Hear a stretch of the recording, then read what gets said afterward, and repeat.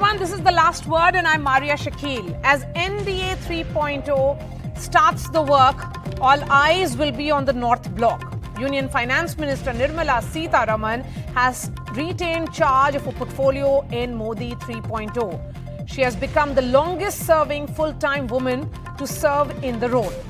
Nirmala Sitharaman has been in charge of two key portfolios of finance and corporate affairs in the Modi government since 2019. She has presented 6 budgets in a row, equaling the record of Morarji Desai.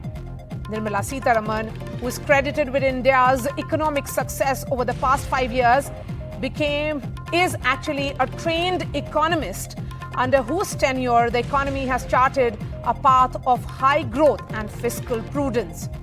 She has ably steered the Indian economy to register 7% plus growth rate for 3 years in a row, which is significant coming in the backdrop of poor global conditions and a slowing down of the world economy. The question which looms large is whether the new government will be able to address concerns, particularly on the job creation. Will the coalition government make it difficult for the finance minister to pursue reforms? All this on the show tonight, but first, let me bring in our big newsmaker, Professor Arvind Panagariya, chairperson of the 16th Finance Commission. Professor Panagariya, really appreciate your time. India has voted, and the NDA has, for the third consecutive term, come to office. Prime Minister Modi holds the reins, but yes, with a diminished majority. How do you see the playing out, this playing out in terms of policy continuity and reforms? And do you see Mr. Modi being able to deliver on big reforms? Okay, big question, Maria. I think the government looks pretty stable, and the coalition partners have clearly been extremely supportive of Prime Minister, as one can see from the cabinet, where there is a complete continuity. And at the same time, the coalition partners have been brought in. So personally, I really don't see a problem there, and we should also see continuity in policy. Now, on economic reforms, I am now optimistic because, in the first 100 days, Prime Minister himself has actually promised us lots of action. So I'm sort of quite optimistic about that. Okay, this is the coalition government, and in the past we have seen how coalitions, have been about compulsions and pushes and pulls. Do you really think that the NDA government will be able to push key reforms at this stage, or will you be waiting and watching and seeing how this coalition actually gets down to brass tacks? Well, every coalition is a different coalition, but insofar as one can predict, in this case, really, Chandrababu Naidu himself is a very reformist politician. When I was at Niti Aayog between 2015 to 17, I had the chance to work with him quite closely, particularly on this digital platform. And at that time, we were building the UPI and the Bheem app and all. And he was chairing that committee. I was a member of it. And I found him to be, very forthcoming on practically all reforms. And we know his history also. So that's clearly a big plus, I would say. Nitish Kumar, again, there has been a history of Nitish Kumar having undertaken some major things, major reforms in Bihar. Last 4 or 5 years, perhaps not to the same degree, but the coalition may now change him as well. But certainly, I don't see him pulling the other way. So as long as the Prime Minister kind of feels confident that these reforms are needed and he is convinced to take these actions, I really don't see a problem. So, in terms of deliverables in this term, what do you see are the immediate challenges for Finance Minister Nirmala Sitharaman, who has created history, as we just spoke about, by being the only full-time finance minister to get a second term, also a woman finance minister who's continuing in office for the second consecutive term? The finance minister's challenge, we will see very soon how well it comes through, because she has a challenge of presenting the full budget. This is the budget in which we would hopefully see the announcements that ought to be made. So that is a challenge now, because it's not just having to do with finance, but the budget actually is a statement of policy effectively by the government. She has to bring together various constituencies and ultimately lay down the roadmap of what the economic policy is going to be in the next year and the years that will follow, because, this is really going to be the foundational budget in that respect. Okay, so, through the elections, the opposition spoke about absence of jobs or berozgari, and they were also emphasizing on rural distress. Are these the problems for which the government will have to find concrete solutions, and they cannot really continue to dismiss them as they have been doing in the context of jobs, that the real data isn't really available? Look, issue of jobs and in general, bringing prosperity to a large section of the population are ongoing projects. It is not, there is no discontinuity here. You see, the way sometimes this question is being posed on jobs and farm distress, etc. This is as if there is a discontinuity. There is no discontinuity. Economy has been growing robustly.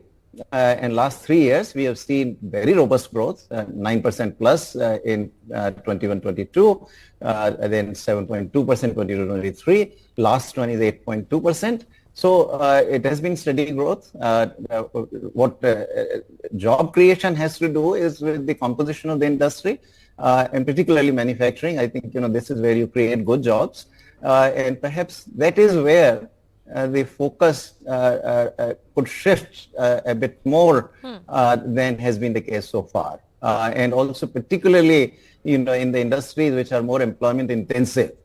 Let me also repeat something that I have often said, that our problem is not unemployment. We do have pretty good data actually from the PLFS, the Periodic Labor Force Survey.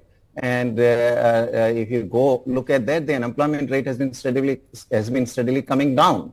This is a reliable survey. It uses a consistent definition of unemployment. Even if you question the level, the direction of change is clearly in terms of lower and lower rates of unemployment over the last several years.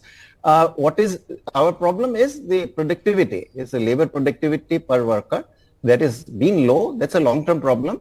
Which is what I call underemployment. With proper tools and proper capital, a job that can be done by one worker is being done by 2 or 3. And this is a matter of spreading capital more evenly over workers. I think our capital right now is too much concentrated in some few industries which don't use too many workers. You've got machinery, you've got pharmaceuticals, you've got petroleum refining.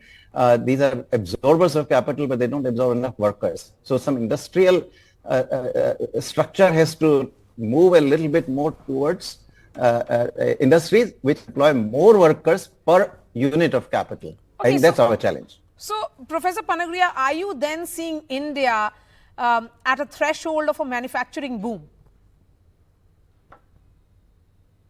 Well, on growth, we are broadly on a very strong wicket. Our banks are in incredibly good shape right now.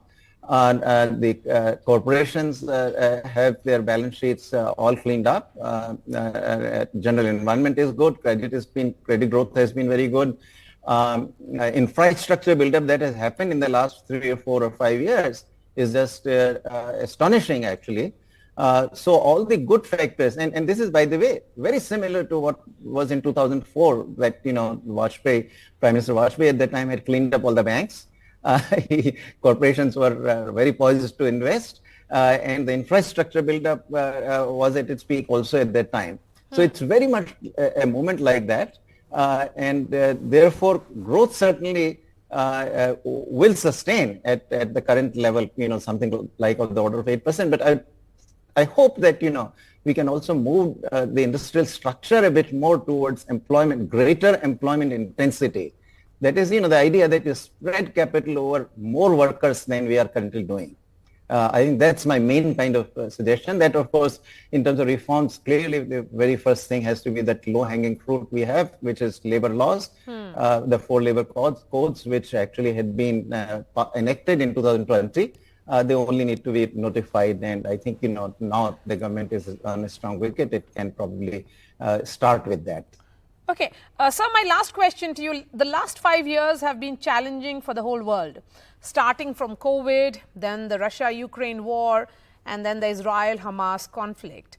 All these incidents or episodes have impacted the global supply chain and energy security.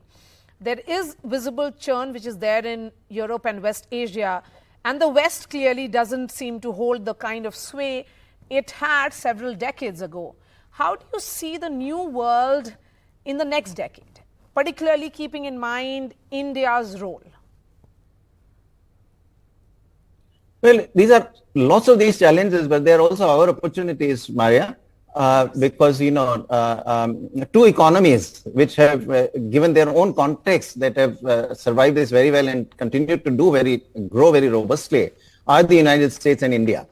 United States grows slowly. I mean, obviously, it's a much richer economy, and so maintaining a 2% growth rate every year is pretty good. This is a growth that is happening over a GDP of 25 trillion plus. So even 2% counts for a lot. And that other economy that has really grown very robustly is India. So that, I think, gives us the opportunity. Geopolitically, I think the two countries are close to each other.